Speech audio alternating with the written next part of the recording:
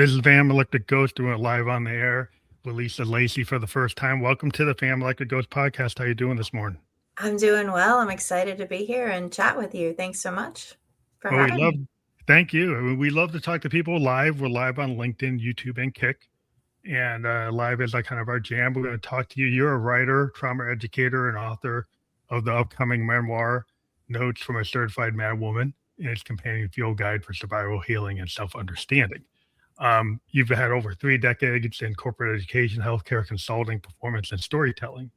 So you're the type of person we love to talk to creative people who are entrepreneurs and have their own vision and ideas, and that's what we're all about here.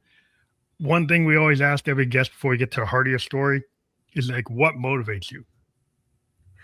Uh, Emotional and physical pain is a good motivator for me to change. So that's why you wanted to like pay it forward and tell your story and maybe have the benefit of your experience and write a book. Well, I suffer from a congenital blood disease, and in January I had another near death scare due to this illness, and turned 50 right after. So it was two pivotal moments back to back. And we had grandiose plans for my 50th birthday, lots of people. And I canceled all of that. I Mm. ran off by myself to the mountains with my 21-year-old dog that I've had since he was 3 months old.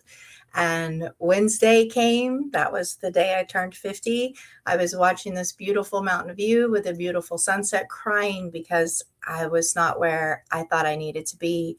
And Keith, it's at that moment that it hit me that I have stories. I'm a trained storyteller that I think can help people suffer less.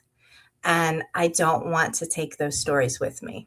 I want to make sure they get told before I transition.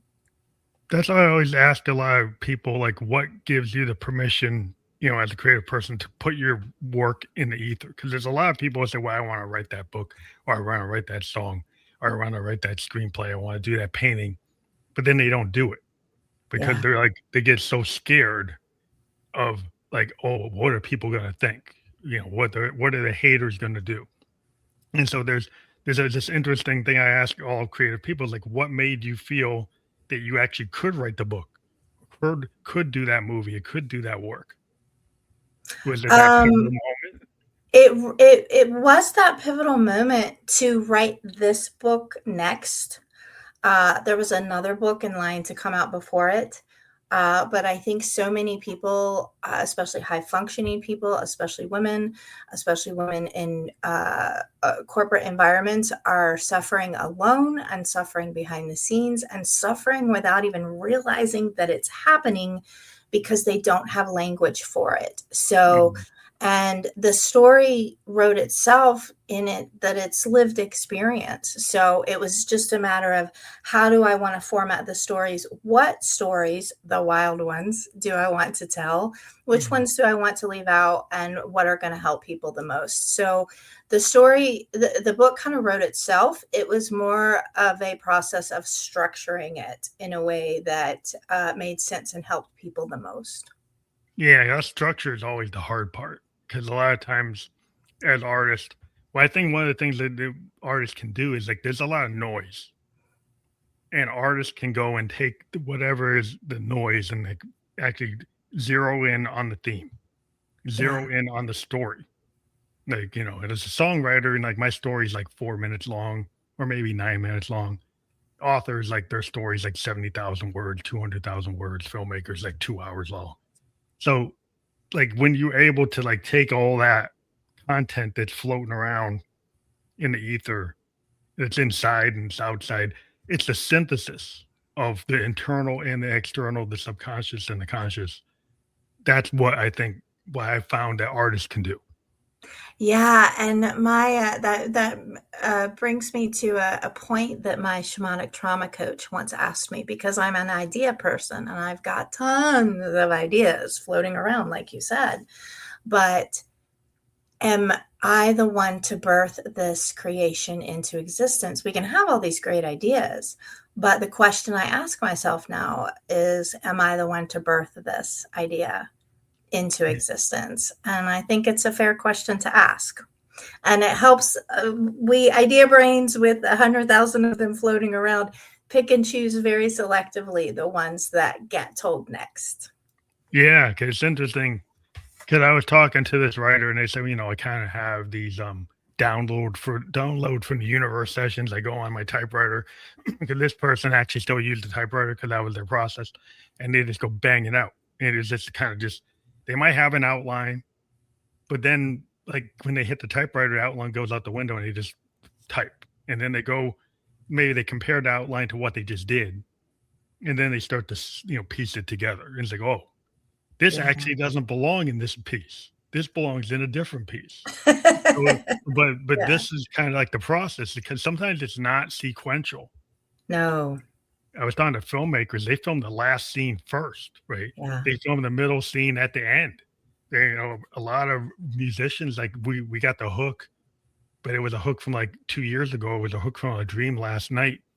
And then the rest of it came from this and came from that, and he kind of pieced it together. But everybody's thinking it's like, oh, it's all in order. A lot of things are not in order.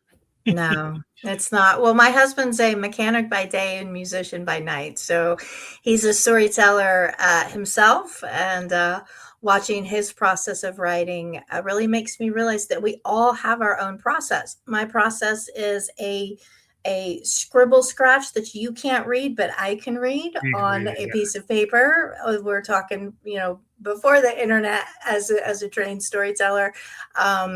My husband's process is different than that. So I think all creatives have their own process. As long as we're true to that process, then the end product will be what's most beneficial to the people that hear it, feel it, sense it, get to experience it.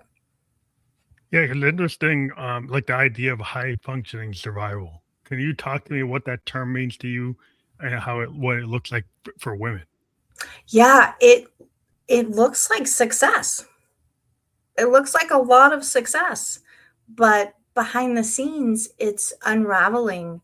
And I highlighted it earlier. Sometimes it's unraveling and not even realizing that it's happening to you because you're winning the awards. You've got the money in the bank account. The six figures are flowing easy. You're managing the people on your team skillfully. It is possible to have a healthy career and a very miserable personal life. So you can be great in business and terrible at human relations. Yeah. And eventually, those two are going to catch up with you. That's what I always say. You can only sustain it for so long before something cracks. And for me, cracking was a full blown mental health psychosis. I mean, I was checked out into another reality, but high functioning survival looks like success on the surface. It looks very polished. It looks very clean. It can look very organized when in reality, that person is silently suffering and slowly unraveling behind the scenes. It seems like, well, I've always found that a lot of creative people take like the melodrama of life or crucible moments in life, and that is their inspiration. So it's very cathartic for a lot of creative people to take those very vulnerable events and then turn them into art. And then what sometimes happens, like songwriters or musicians, like your best work came from like some of your worst moments. Mhm. And then your management says, can you replicate that? And then you end up being like, well, can I only replicate that if I'm not happy? Right. So then do I have to make myself not happy to be successful? And I think a lot of people, and like it's not just the musician that falls into that. I think there's a lot of people that fall into that because their process might be tied to those type of events. Yeah, I don't know that we have to keep suffering. I don't know that we have to keep suffering to create. I think we can pull from the first or second dark night Mhm. enough enough material and not keep on to doing have to keep suffering. But I see what you're saying about I've got to be in abysmal turmoil to generate this it. Yeah, heart-wrenching authentic. It's kind song. of like the person that thinks they have to be like the starving artist to Yes. be legitimate. Like you talk to a young, 20 something artist and they think, well, I gotta be in the Econoline van, eating crackers, having Ramen. careless soup, Yeah. and they're going from town to town, barely having anything to be legitimate. Because if I'm actually $1,000,000 wearing furs and gold, and well, that's not legitimate. I'm not really. That's just like if I'm saying something, I'm kind of faking it compared to Yeah. like I'm actually living it. Like Jared Kerouac on the roads, like the idea, Hemingway, I gotta live it. Do you really have to be an alcoholic to be a great writer? I don't think so, but maybe you Mhm. might think you have to because you're like, I'm trying to mimic like a great Well, one. You don't have to be that. you don't have to be that. And you brought up the key word, faking it. If you are faking it, if it's not reality in terms of who you really are, it's going to be inauthentic. And I think all of us are tired of being pitched to. We're tired of seeing the polished people. We're hungry for the truth. We're hungry for the realness. We're hungry for the rawness. So if if you're a millionaire and want to be a musician, then go use your money to support your craft. I mean, take that gift and support your craft and put beautiful music out into the world. I think as long as there's integrity behind it and there's and it's real, then and it's real for us, because at the end of the day, what came out of all of those struggles and the healing journey for the past 10 years has been that I like myself as a human. That's it. Mhm. Not it has nothing to do with the money that's been tied to the success. It's that I like myself as a human. I understand myself as a human. I know how I tick and click. I know how I operate, and I can articulate that to the people who love and care about me so they can show up to support me best, and I can do that for them in return. But I think we're all starving for what's really happening Yeah, 'cause behind the scenes. I think we're all tired of AI slop. Yeah, And I think yeah. people want, like, I'm just to disclose, I'm 58 years old. When I was 27, I had a sarcoma and I Mhm. survived it, and so I'm a cancer survivor. But what I found when I was 27 and that happened, there were like my younger people that were 20 something around me. They were kind of scared of that mortality. Yeah. And there were some of my friends that I expected them to be there with me, but they Mhm. couldn't handle that mortality of that situation. And so they just peeled off and I never saw them again. And there were Yeah. other people that I didn't expect to be around and they stayed around. And what I kind of learned from that like near death experience, it was like, wow, that the cancer, I ended up like, thanking this situation because it let me see the world like in a different way. Yeah. And I started to realize there were things that I was creating ceilings for myself. There were people that were around me that maybe I didn't understand what was going on. And so I ended up post cancer having a different worldview Yeah. and being not limited by my own fear. I started to realize there were things I could do and why not? Because Why like you not's only a have so great much time. question. Yeah, why not? Why not is a great question. And if you want to know what your friend's capacity is, go through some hard times and you'll learn what their capacity is. And it's not a judgment on them. Mortality does make people uncomfortable. In some cases, people don't know what to say. In some cases, it makes them so uncomfortable that they don't know how to be around that. But yes, if you want to learn your friend's capacity, go through some hard times, because some are going to drop off. And you're right, you will probably never see them again. But what always ends up happening as you expand, as you grow, as you raise your vibration, more people come into your circle. And honestly, my friend, if we get two or three good ones that really have our back, that are outside of our chosen family, then we're darn lucky. Yeah, it's like a law of attraction. The people that need to be around you are around you. Yeah. So Yeah. it's like okay, things in over time you evolve. It's like the 17-year-old me was 17-year-old me, and I was in that world. 58-year-old me is in this world. And Yeah. so there are some people that were around when I was 17, and there's some people aren't. And there's all kinds of people I never knew that I'm around now. And I would Yeah. expect 10 years from now, same thing. Things happen over time. And, everything's point in time as an artist. A lot of times, like what I'm thinking, feeling today, and I put into my work might not be what I'm going to put into my work 10 years from now. That's Yeah. just the way it is. Well, what I'm feeling today is not going to be what I'm feeling tomorrow. That's how I'm built in design. So I can't get too tied to anything and just really hold to the notion that it's going to change, it's going to shift. Again, doing all of this work doesn't mean you don't still have the hard days. You know that from surviving. They still happen, but you get better at coping and dealing with them. And you're right. We build ourselves on the shoulders of our previous selves. And you brought up another important fact. I think a perspective shift is all that we need for huge, huge transformational growth. We don't need to write in the journal every day for 15 hours. It'd be great if we could meditate for 4 or 5 hours at a time. Not much of that on my end. Observation is not neutral. That's quantum mechanics. Yeah. So by just observing where you're at, say right now you're looking around your life going, wait, having that Wednesday turning 50 moment where, wait a minute, this is not what I'm supposed to be doing. This is not where I want to be. Observation is not neutral. Once you observe, you've already experienced a perspective shift. And that's where the biggest growth comes in. Yeah, it's definitely like Victorians had the idea of the looking glass self. And so they look in the mirror and say, who's looking back? And Yeah. that introspection is super important Yeah. because if you don't have the ability to say, like, hey, maybe why did I do that? Why am I feeling this? Right. And you don't assess it, you just push it down. Like, well, I don't like it because it makes me feel bad. Or I don't like it because it makes me feel angry. But why are you feeling bad? Why are you angry?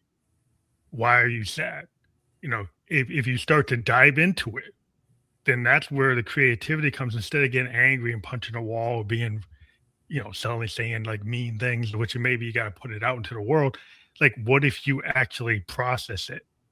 Yeah. What if you And actually, use it as fuel, yeah, right? I yeah, mean, anger is a great tool for some fire, some passion, some fuel. And my current work in my personal life and professionally in terms of executive coaching is looking at the psychology of performing. Like, what did you, and who did you perform in order to survive? And it's asking a hard question. And it's back to your point of introspection, because sometimes you're not going to like the answers to that, you but might not like that's where the it answers. starts. When you Yeah, go, oh, I did this in order to stay in that relationship. Wow. Won't do that again. Can't believe I did it. Feel a little dumb. Try to do it without self deprecation and judgment. But um, this existence was and is always about me in this existence.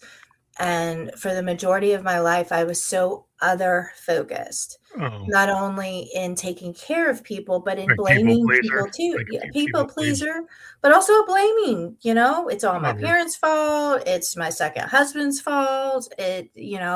Stuck in victim mentality. So you can be both at the same time, a people pleaser and stuck in victim mentality at the same time. And both are going to keep you stuck. yeah. You're not gonna like the problem you get when musicians. We talk about bad loop. You get a loop, and it's like what's annoying. 'Cause you get this loop, and it's like it's catchy, but it's annoying. Yeah. I can't get it out of my head. And it's like, well, let me get past it and try to get to the next thing.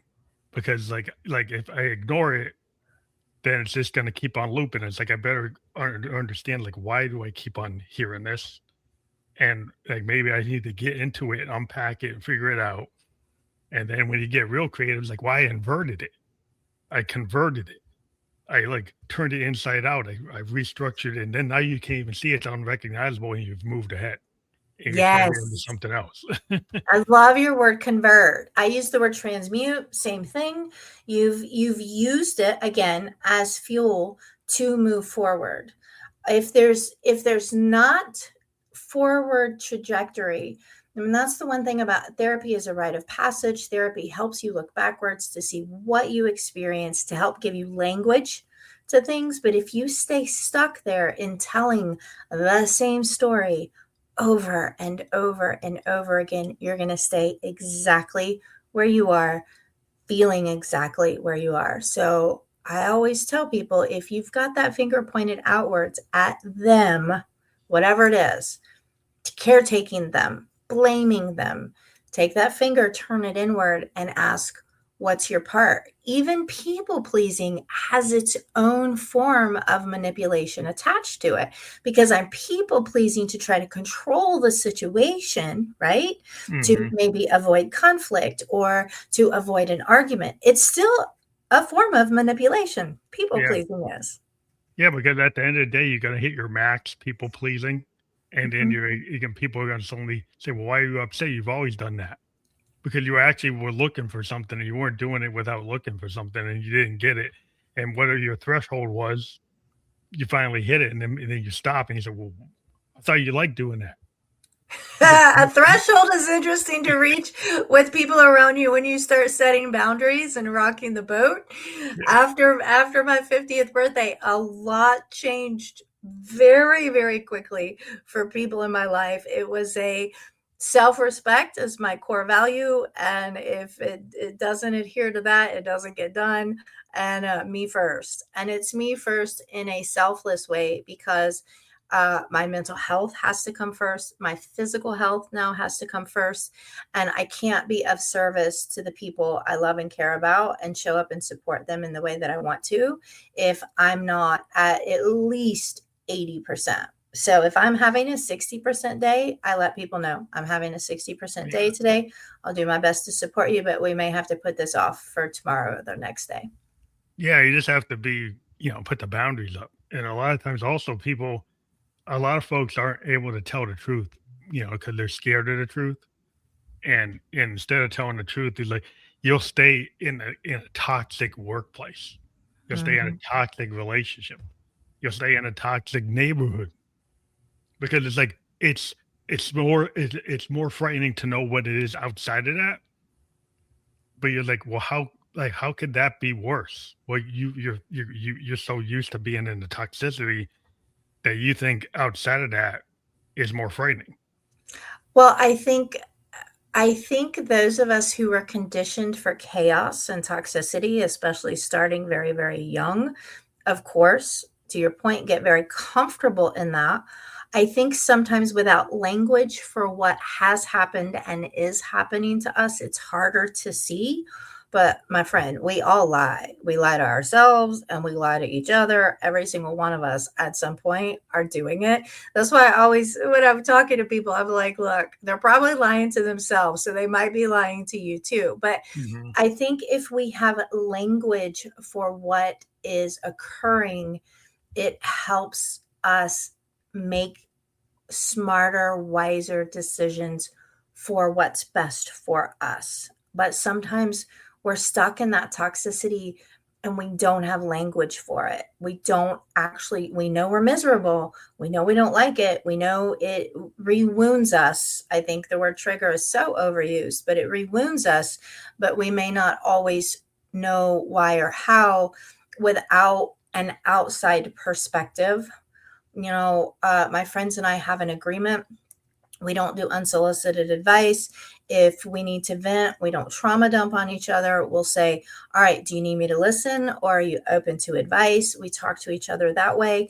I think finding a supportive circle where you guys have agreements in terms of how you're going to engage is of the utmost importance. And please, by all means, surround yourself with people who will call you out on your own BS.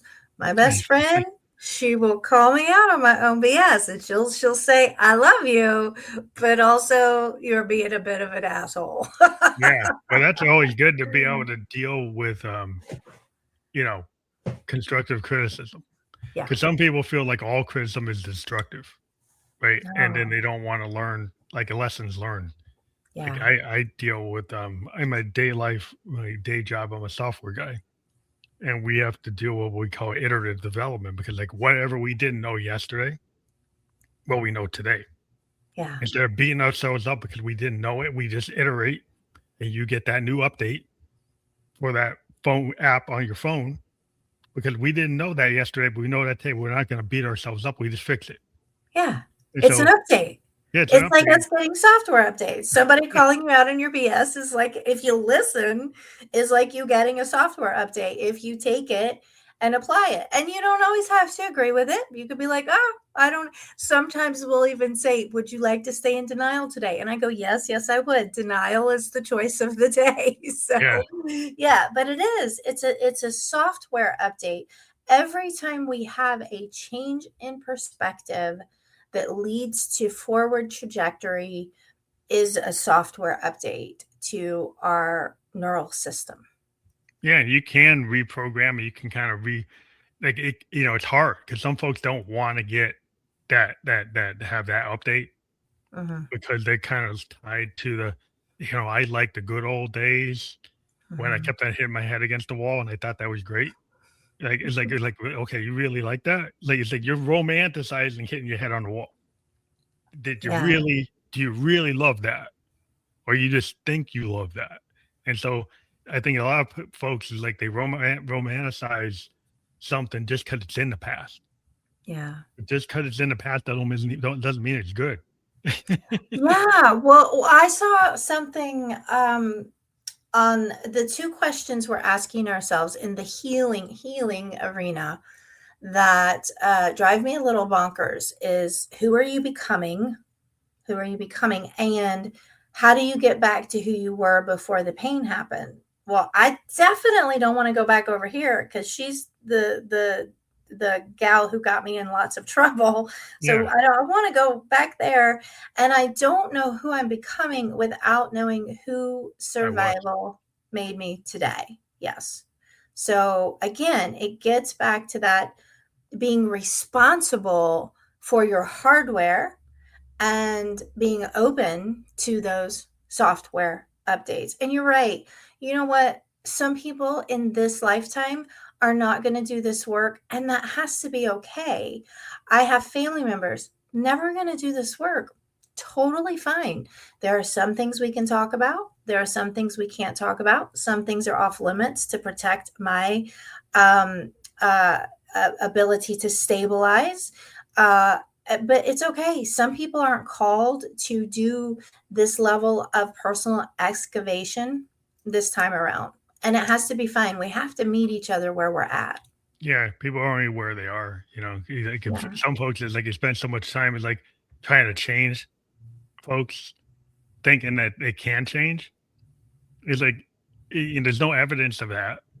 So it's like No. if you're taking a bet on like, I'm gonna take this guy, right? And he's done this for his whole life, but I'm gonna be the guy that changes that.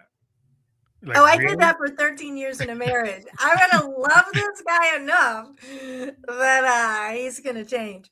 And there was not 1 ounce of evidence, actionable behavior to show me that that was going to happen. But we delude ourselves too. We, even without being in a full-blown mental health psychosis, we can be delusional. So yes, i Yeah, i spent 14 years thinking if I perform enough, if I produce enough, if I put up with enough, this is going to change. And it took inpatient rehabilitation and a team of 5 of the most brilliant psychotherapists that I've ever met to tell me otherwise.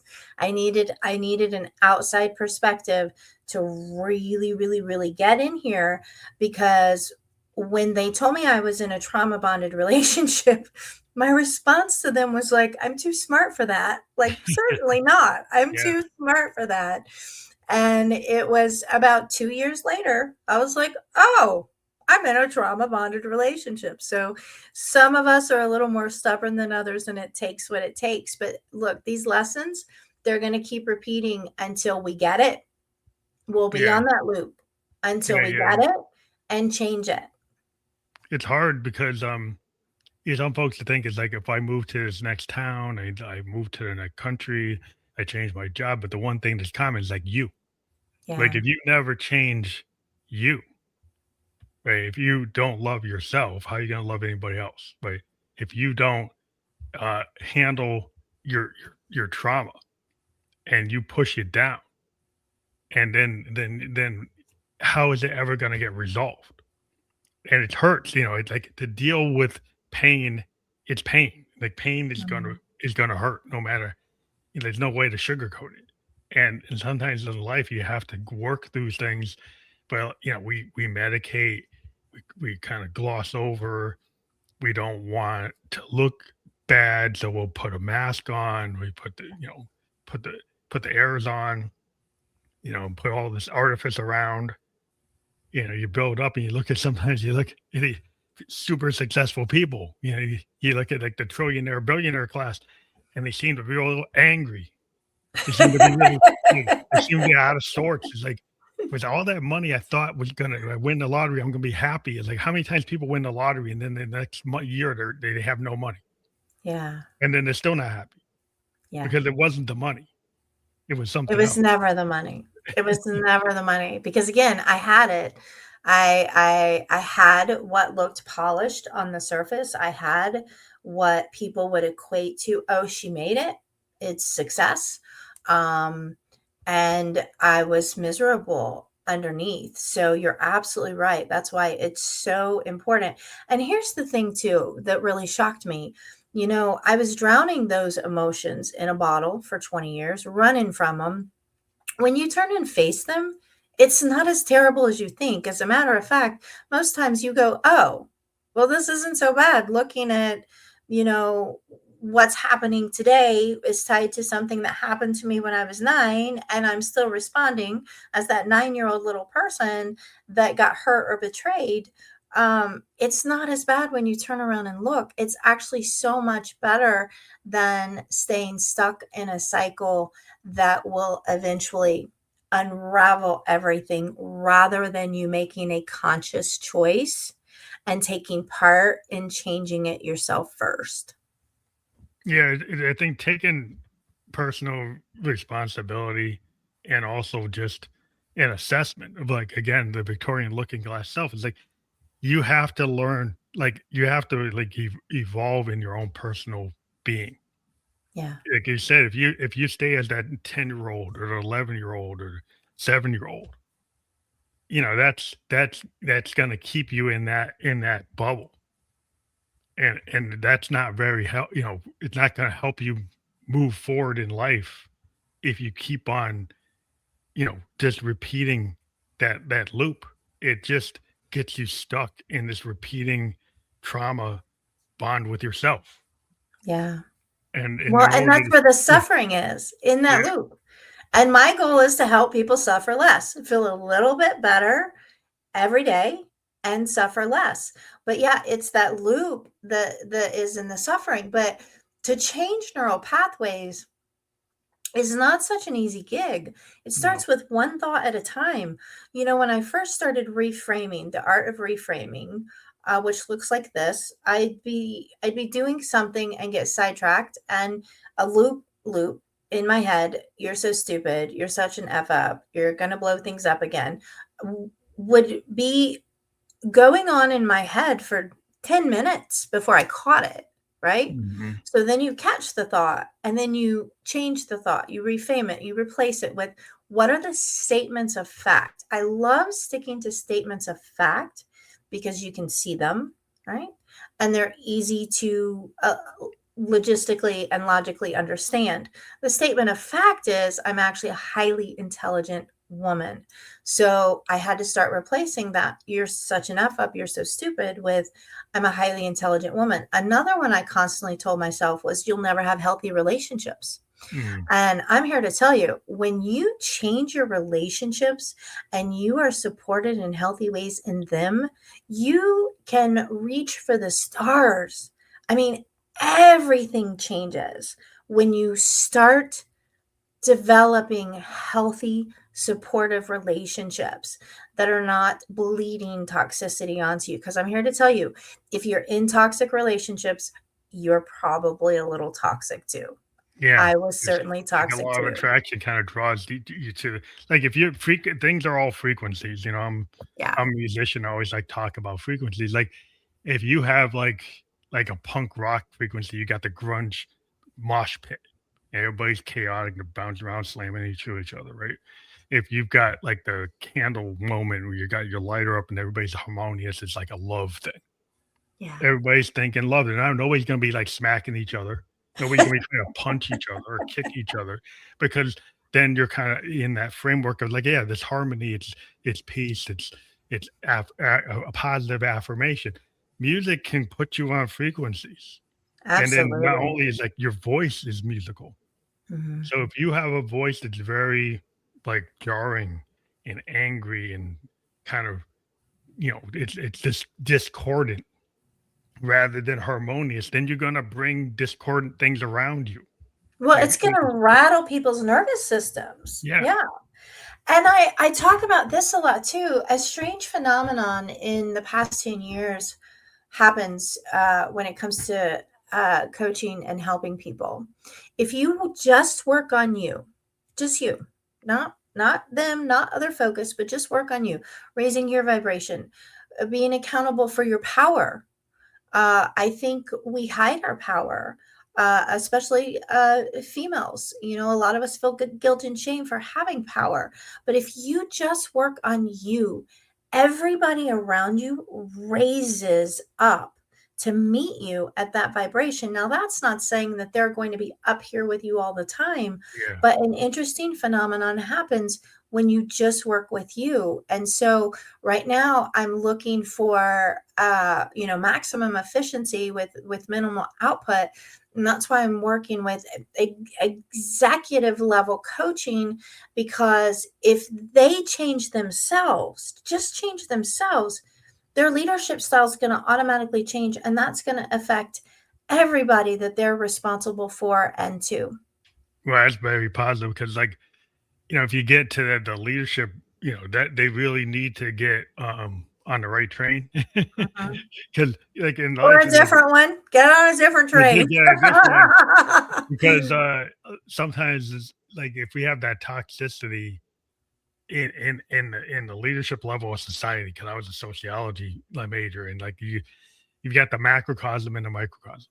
And the macrocosm is like, it's the society. It's like it's that corporation structure. It's that town. It's the city. It's the government. It's nations. But at the microcosm, it's the individual. What happens is that individual, in the microcosm, he might be a leader in the in the macrocosm. He's a leader of an organization. He's a leader of a nation. He's a leader of a city. If he has a toxic style, they will kind of just permeate through the whole structure. And it could have come because he had a bad childhood and Yeah, he had bad negative things happen. He ended up bringing that vibe all the way to a leadership position, and now it's affecting like the whole society. So that one individual could end up causing a lot of damage yeah, if that people think, well, that's the way to be. Well, yeah. maybe that's not the way to be. Well, and sending a lot of people home crying, hating their jobs, Yeah. and we spend a lot of time at our jobs. I think part of the solution there is giving leaders a place to go. It's going to be harder for them to ask for help. That was another thing. I didn't tell anyone I was struggling. Mhm. So, speaking of that 13-year marriage, by the time I got out of that, I had painted such a pretty picture of that thing. By the Mhm. time I got out of it, people were like, "No way." I was like, "Yes, this was all happening. Yeah, Yes, they this had was the all mask happening." on. Yeah, you I had the just masked it and posted pretty pictures of the family all over my socials, and everything was great. So by the time I got out of it, there was like, there's no way all that was happening. And I was like, yes, indeed. So we need safe places for our leaders to go. I think a lot of them feel like it's weakness to yeah, ask for support, to ask for help.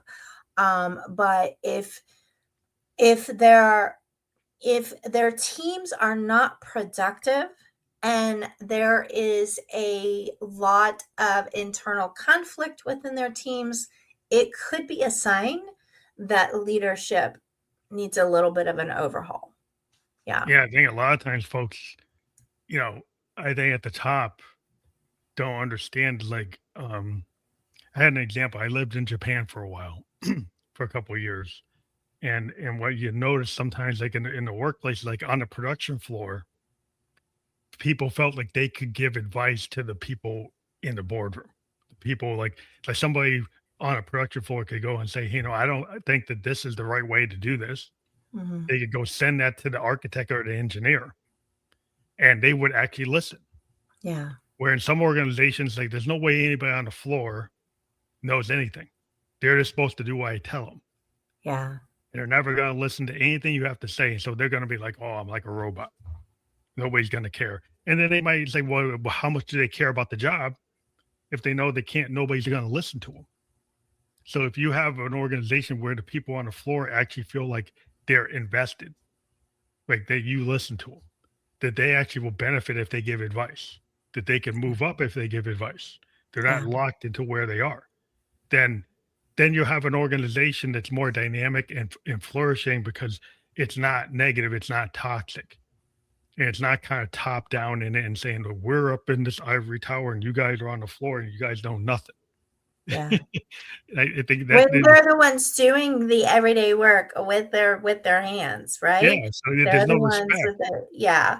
Well, and if we don't listen to each other, if we don't stop long, and that's why I love podcasting. I love long form conversation because it's nuanced. We can get more in there. If we don't stop and listen to each other in order to experience perspective shifts, nothing's going to change for us. We must listen to each other. And I think the reason why I was such a good director is when I started in corporate, I did the work that I was directing. So I knew the work inside and Yeah. out. Yeah. If you So come I from had been there. And so I think those are some of your best leaders, the ones that will get in and get their hands dirty too.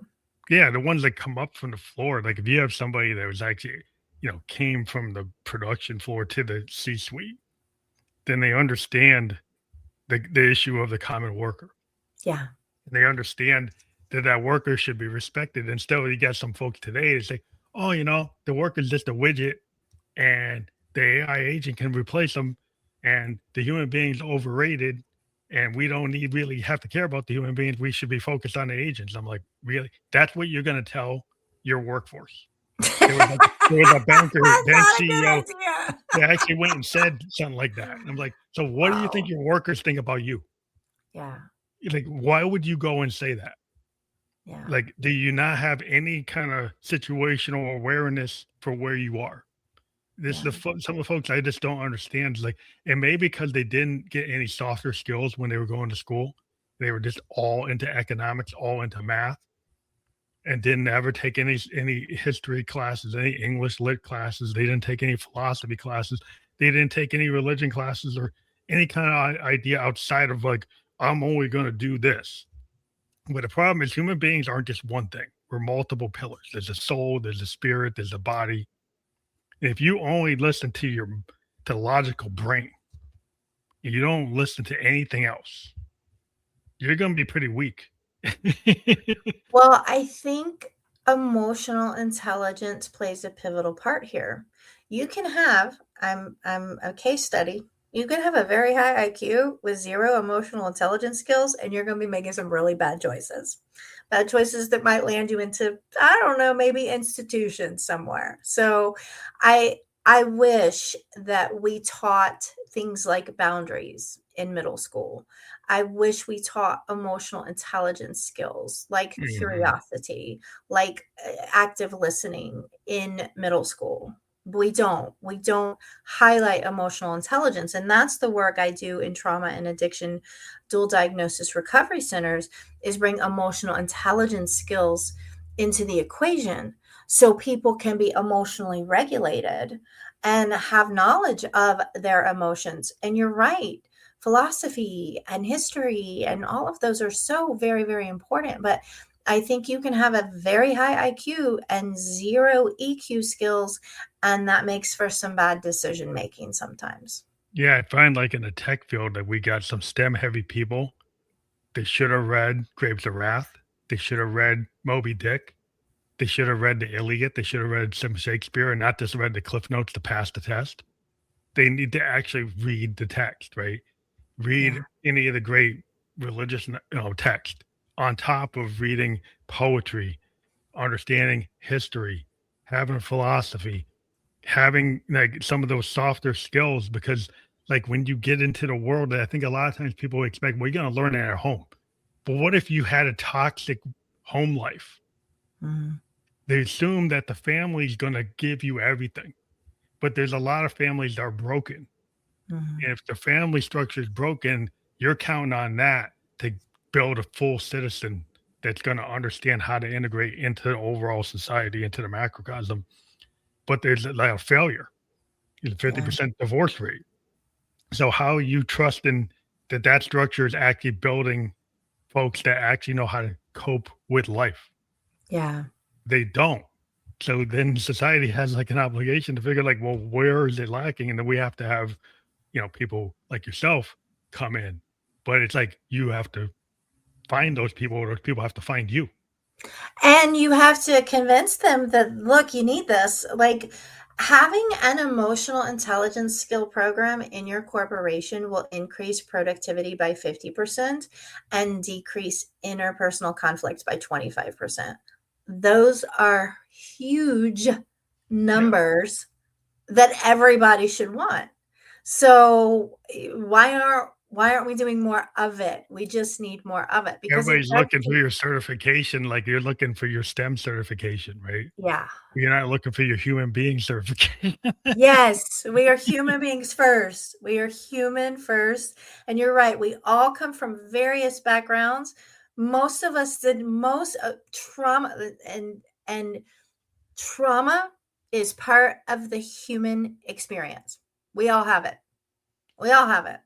Some of us more severe to varying degrees for obvious reasons when you start hearing people's stories, but trauma is part of the human experience. We all have it, we all carry it. It is our personal responsibility to make sure we are not projecting our pain onto people. It is our personal responsibility that we are not projecting blame onto Mhm. people. It is our personal responsibility to take that and convert it using your words or transmute it using my words into something that brings skills and beauty and new tools and a new way of being into the world. Everything is so divisive right now. And I think it's us creatives that are going to be the solution to that. I think we are needed now more than ever. Yeah. Well, I probably end today is like, is the AI bots and agents aren't bringing the next age. It's we're going back to the human being is bringing us into the next age. Yeah. And when people figure out that it's not that, you know, chat bot that's going to save you, it's your fellow human being and it's yourself, understanding yourself first Yeah. and then understand your neighbor and then understand that other. So they're not your another, they are your neighbor. They're your fellow human being on the planet Earth, right?